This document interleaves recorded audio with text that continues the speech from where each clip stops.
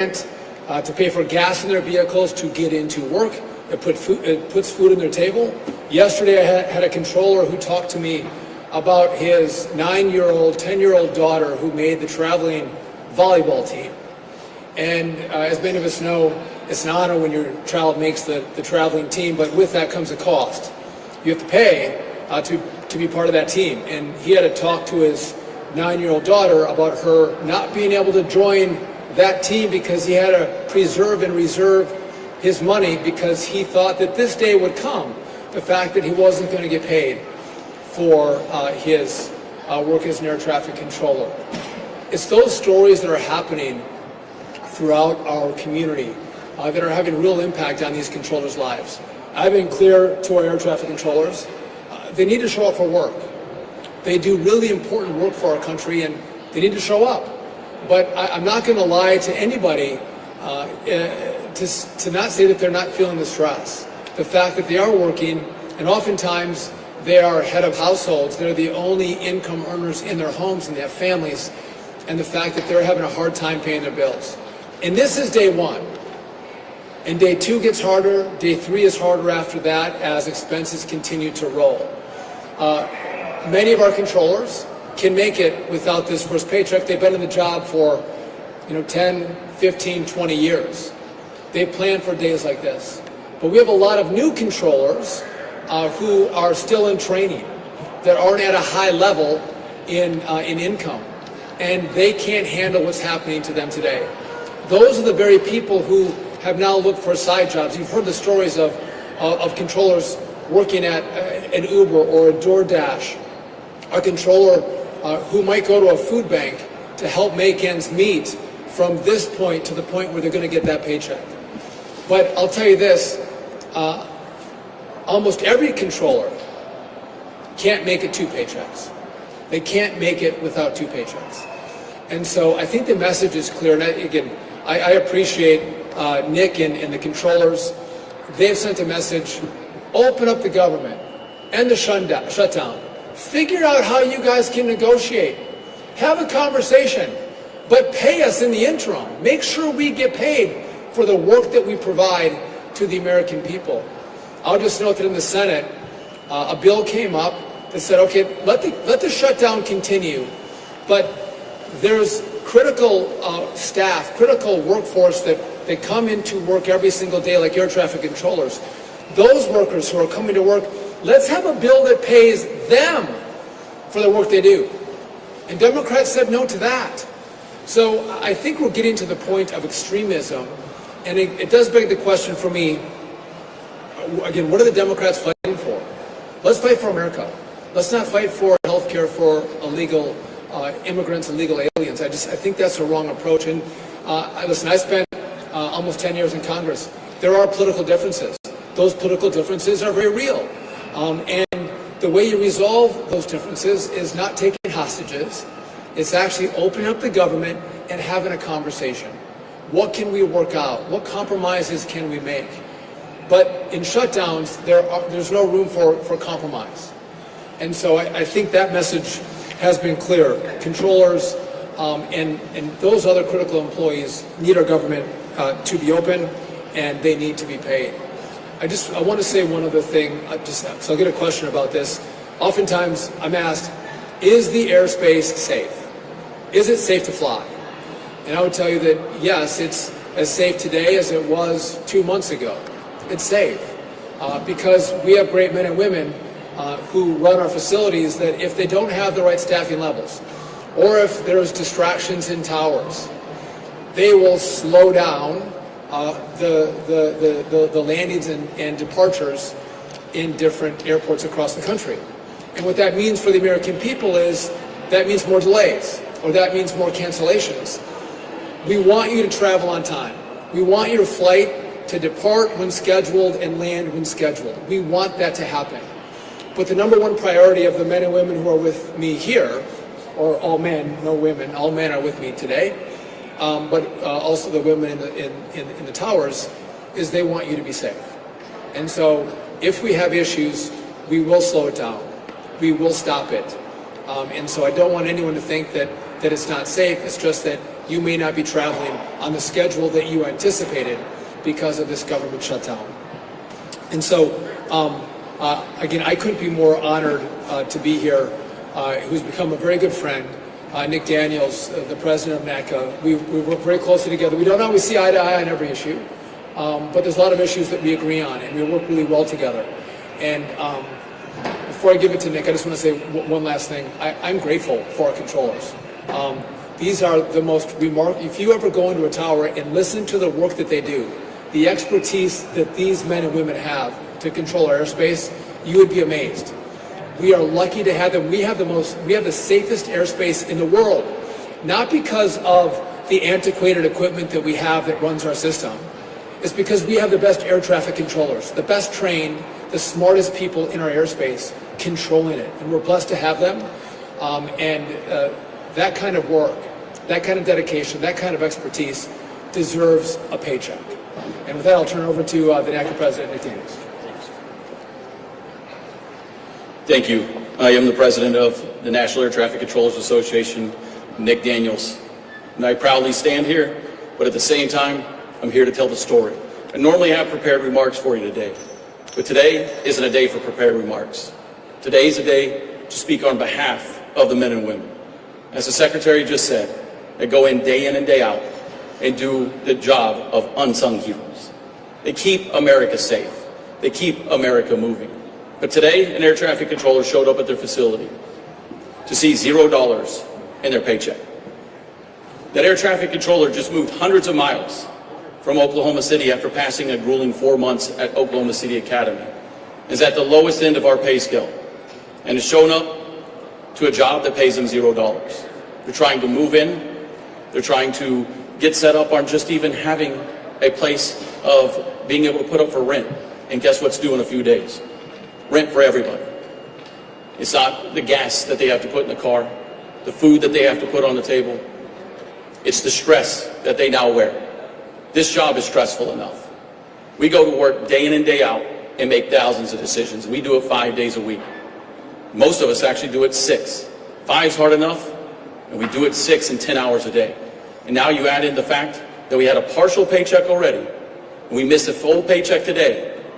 America's air traffic controllers are now having to focus on how do they put gas in the car? How do they take care of their children? How do they pay for child care? And as the Secretary said, that makes the system less safe. And then the only way to make it safe is to reduce the number of aircraft in it. Day in and day out, air traffic controllers have to have 100% of focus, 100% of the time. And I'm watching air traffic controllers go into work. I'm getting the stories. They're worried about paying for medicine for their daughter. I got a message from a controller that said, I'm running out of money, and if she doesn't get the medicine she needs, she dies. That's the end. So I'm going to either have to quit this job and take a different one. Instead of moving America's passengers through it, or the cargo, now I'm going to have to choose my family and my daughter. And that is nothing a parent should ever have to deal with, or especially the hardworking men and women that are federal employees across the entire system. But I could tell their stories all day. I could sit up here and tell you time and time again that they should never work a side job, that they should never get off a night shift and then go wait tables, and then go move the commerce and people through this airspace. But you can hear it from an air traffic controller yourself. I'll give you Joe Segreto out of N18. Joe. Thank you, Secretary Duffy and Nick. I'm going to echo a lot of what those two just said, but the pressure is real. Speaking on behalf of the air traffic controllers in the New York area, the most congested, complex airspace, arguably in the NAS, the pressure is real. We have people trying to keep these airplanes safe. We have trainees that are trying to learn a new job that is very fast-paced, very stressful, very complex, now having to worry about how they're going to pay bills. Just a story that happened to me yesterday. Somebody came to me and said, Joe, I have a question for you. I said, what's that? I need your advice. What am I to do? Do I put gas in my car? Do I put food on the table? My wife is out making money. We don't have money for daycare. What do I do? I didn't have the answers. I said, I will find out some resolve for you, but as of right now, I don't know what to tell you. But these are the real problems that air traffic controllers are dealing with on a daily basis. And as you heard it, day in and day out, that's now the life of an air traffic controller. The people tasked with making the impossible possible are having it made impossible by not paying them again. So the message is simple. In the shutdown today, there is no excuse that these hardworking men and women are showing up to do this job and to not ever know when they're going to get paid again. So we need America's help, we need you to stand up, and we need you to say, enough is enough in this shutdown and ensure that we can move this forward, because we do not want to be up here telling you the sad stories. We want to be up here telling you how we're moving this system forward, how we're bringing in more air traffic controllers than ever, how we're modernizing this system to, serve the American people. So, again, cannot stress enough. If you want to take action, contact your congressional representative and tell them in the shutdown today. So we'll take your questions in just a second. I want to give you a few stats. This year, on average, the delays that are associated with staffing triggers with air traffic controllers is 5%. On Sunday, 44% of the delays were because of staffing shortages. Yesterday, that number was 24%. So we're seeing, the numbers move day by day, and it's location to location. We saw in the last couple of days LAX. We saw Atlanta. We've seen other airports as well. So we are seeing those problems as we continue to evaluate the airspace. One last point before I open up to your questions is, you do know that we have a shortage of air traffic controllers. We're about 2,000 to 3,000 controllers short. And we have a strategy together that we've worked on that is going to, I've used the term supercharge, but we are going to bring more of the best and brightest minds in America into our academy, to get them through the academy, to get them into towers, to get them certified and trained up. And the problem we're now seeing is we have young people in the academy that they actually get a stipend. We pay them a small amount of money so they can go to school and they can make ends meet. That money's about to run out. And we're seeing several of our students drop out of the academy. So instead of going in the right direction, where you want me to bring you more air traffic controllers so they have less stress and pressure on them because they have more resources available, human resources available to them, this shutdown is making it harder for me to do the work that, this is bipartisan work. Everybody wants this done. There's no one who disagrees with what we're trying to do here, but the shutdown is making it more difficult for me to accomplish those goals. And it's not just the government opens up and I'm able to put it all back together. This has months-long effects on our ability to fill that pipeline and get more young people into academies and become professional air traffic controllers. So I want to let you know that, again, even where we're at today, you open it back up and you've created some longer-term problems for me to make sure I deliver for what I promised to all of you, which is more air traffic controllers. With that, we're happy to take any of the questions you may have for us. Yes. Secretary Duffy.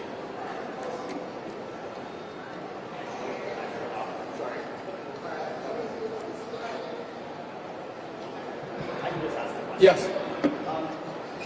We made a concerted effort to recruit more air traffic controllers. We concerted all of these shutdown.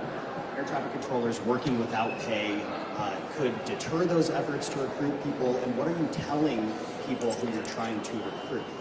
So our instructors at the academy, they're not being paid. And the fact that our controllers in the academy may lose their stipend, we tried to plan for this. We tried to preserve as much money as possible.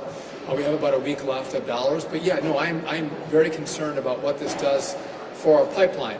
The president has said, and I agree with President Trump, like we have here, I want the best and the brightest. I want the smartest people to come in and control our airspace. And if you see that you pick a career where you may not be paid for a partial payment, one paycheck, the next paycheck you're not paid, and maybe a third, that'll make you rethink, do I want to go into this profession? Not only that, when we have new controllers that are being trained up, they don't make a lot of money. It's a base pay that they get, and they're having a hard time making ends meet on the pay itself. You take that minimal pay away, and they throw their hands up. They don't know how they're going to navigate it. So this truly can drive people, and we've seen a few times that it has. It drives people out of a profession where we're trying to build more numbers as opposed to the shutdown taking numbers away from us. Yes? If you just want to yell it at me, I don't know. Oh, Hi, quick question.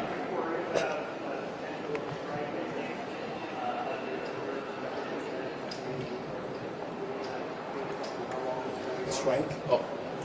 I'll happily answer that very directly. No, there will be no concerted effort for air traffic controllers to in any way have a job action. It is illegal for us to do such thing, but I will tell you is, as you just heard Joe say, the problems are mounting daily. As the Secretary is telling you, these are the real stories. They're not just stories. They're real people in real lives of issues that are going to mount every day. When you don't pay people, there's going to be a lot of issues that come with that. And by the way, every single American gets this story. If you have one family member that works and the other one who doesn't, you lose a paycheck. Every American knows how hard that is. And so that's exactly what the controllers are going through. Yes? Hi. Quick question. You said yesterday it was about 44% of delays that were attributed to staffing shortages. I'm wondering, is that the highest percentage we've reached during the shutdown so far, and how does it compare to last shutdown?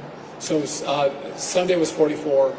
Yesterday was 24% of delays. We've seen it in the mid-50s as a percent of delays from staffing shortages. And again, it's a moving number. And I'm grateful. I've asked the controllers to show up to work, and they have responded. And I think we're seeing less problems in the airspace today than we have in prior shutdowns. But I don't have the exact numbers for you on that. Yes?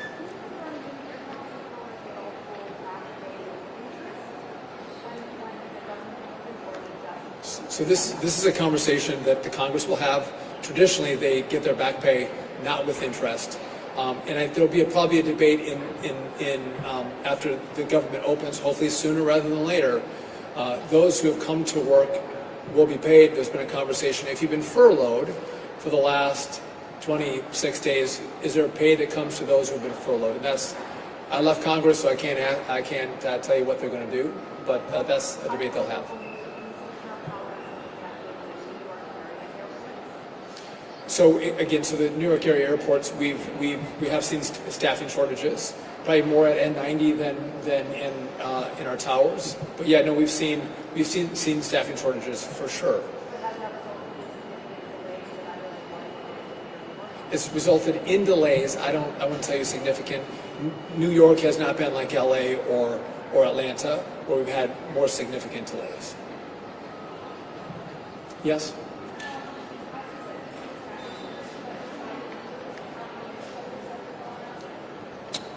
Now I'm going off the top of my head. I don't know if it's LA or Atlanta. The number they should have in the facility was 25.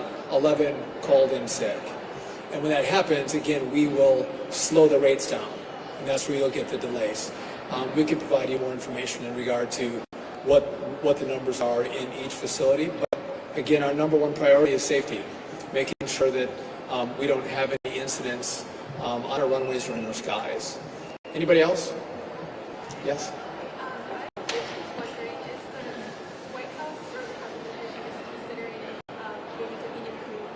Funds to pay air traffic controllers depending on how long the shutdown goes on, or is there any sort of contingency plan? So the question is there contingency plans to pay air traffic controllers? So I've looked at the FAA budget to see if we could find resources to pay our controllers, and it becomes really challenging in a shutdown to make that happen. You saw a donor gave, $130 million to pay our military men and women. There's not a lot of leeway that we have to get people paid. The answer is open up the government, or Senate Democrats vote for the bill that pays the men and women who have to come to work every single day to keep America operational. Really simple solutions. I get there's differences in priorities and policies, but negotiate that when the government is open. Don't hold America hostage. Don't hold our skies hostage. And that's what's happening right now. And again, this is the second longest shutdown that we've seen. It would be great if Democrats would see this and vote to open, and then it's a vote to negotiate. Something on the politics of this.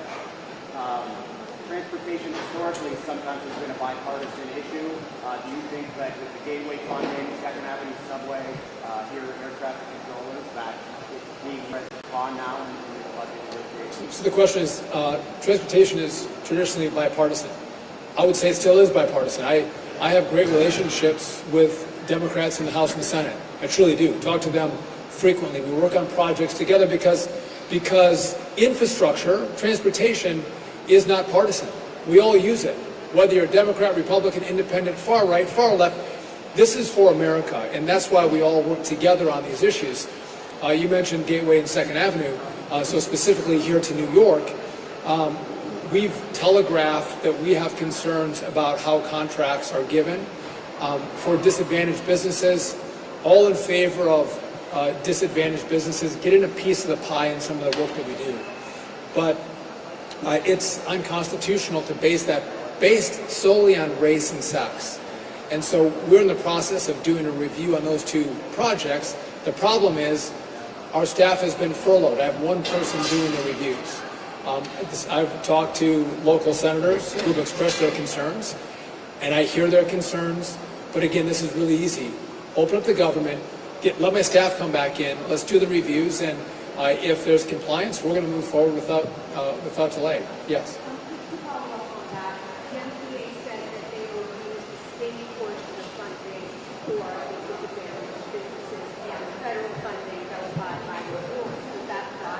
We'll see. I want to look at the proposals. I guess with MTA, I have a little, some other concerns. I do think if you're a Democrat, you're a liberal, you don't like cars, and you want people to ride public transportation, I think that's wonderful. Good for you. But if you want us all to ride public transportation, make it safe, make it clean, make it beautiful, and then you don't have to argue about your cars or your subways. Everyone wants to ride the subway because it's faster and it's safer, and kids can get on it, and families can ride without fear of life and limb and liberty. And I don't know why New York can't do that. It shouldn't be a big, I don't know why I have to convince the governor to actually get engaged and say we're going to make the subway safer and cleaner. I shouldn't have to. I think there should be an uprising in the city that you all want to ride your subways, you pay for it, and you should feel free from crime when you do it. And again, this shouldn't be complicated, but it seems like in the city, not by the people, but the leadership doesn't seem to get that. Yes. Hi, I have a question in regards to the Penn Station Access Project. The MTA is waiting Amtrak for ultimately delaying the project by 3 years. Are you considering any action to get that project back on track? Are we talking about the rebuild of Penn Station? Yes. I love that. We're moving at the speed of President Donald Trump, which is a remarkable speed. We can't go any faster. I think you would have seen another decade, 2 or 3, before MTA would be able to build the new Penn Station. And I think it would probably cost 10 times as much if you look at their track record. So we are going to build it fast, and we are going to build it on budget. And so, again, I've looked at the past performance of MTA, and I don't have a lot of confidence in what they've done and how they operate. One more question, then we'll go. You mentioned the president.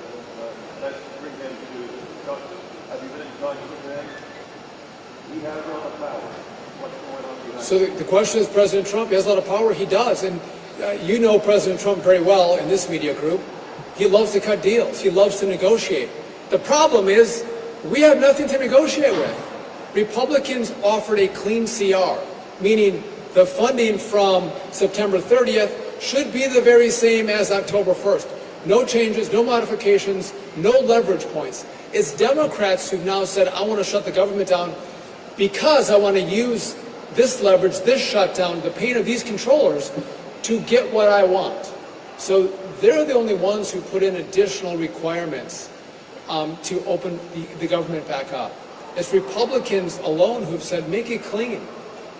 Open it back up, and then let's negotiate. If Democrats have priorities they want to discuss, do it when the government's open.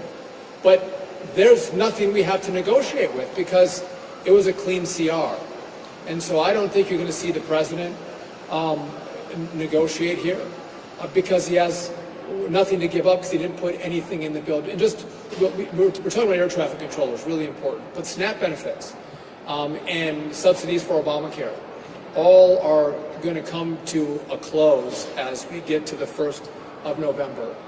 and real pain is going to be inflicted on the American people. And I think that's a decision that Democrats are going to have to grapple with. How much pain are they willing to inflict? Think back when Barack Obama had the shutdown. He wanted to make it as painful as possible. So think back to D.C. Many of you covered this story. We had open-air monuments and memorials.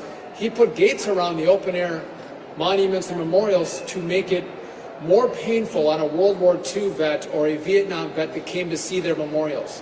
He wanted it to be painful. President Trump has done all he can to alleviate the pain on the American people. And I thank him for that. And it shows that he cares about the American people. He doesn't want to see them go through pain of a shutdown. But the reality is there's not much we can do when Democrats want to put the interests of illegal immigrants and their health care over the American people. There's not a lot of room to negotiate. And by the way, I think if you polled this, Americans would say, put Americans first. Put us first. Put our air travel first. Put our great military first. And if you want to negotiate on health care, have that conversation when the government is open. I want to thank you all for coming out. I do again want to thank our great air traffic controllers. They don't probably have them on, but I know they wear American lapel pins on their chest. They're patriots. I'm grateful for their service. And again, I would urge the Democrats to open the government back up, stop holding us hostage, and pay these great men and women. Thank you. Could we get the spelling of the controller? Appreciate it.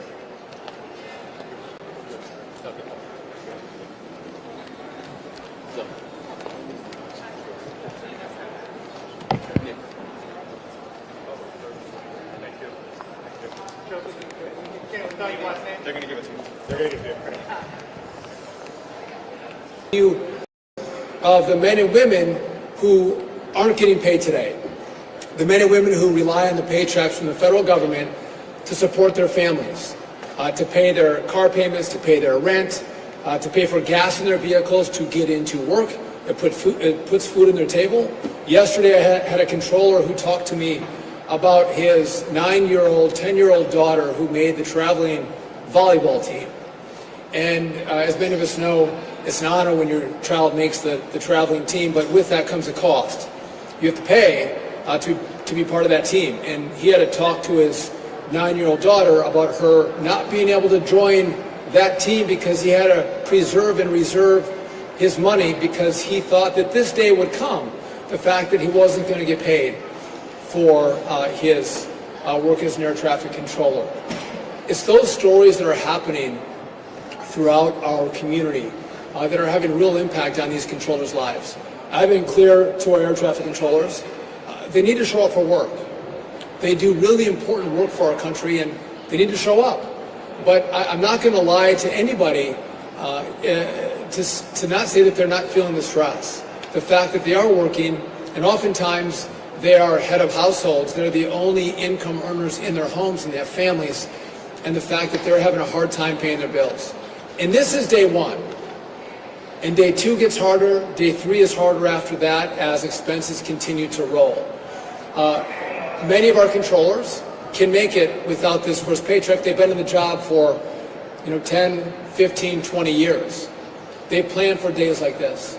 But we have a lot of new controllers who are still in training, that aren't at a high level in income. And they can't handle what's happening to them today.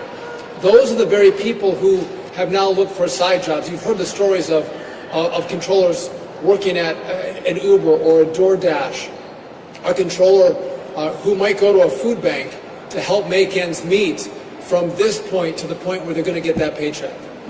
But I'll tell you this, almost every controller can't make it 2 paychecks. They can't make it without 2 paychecks. And so I think the message is clear. And I appreciate Nick and the controllers. They've sent a message, open up the government, end the shutdown. Figure out how you guys can negotiate.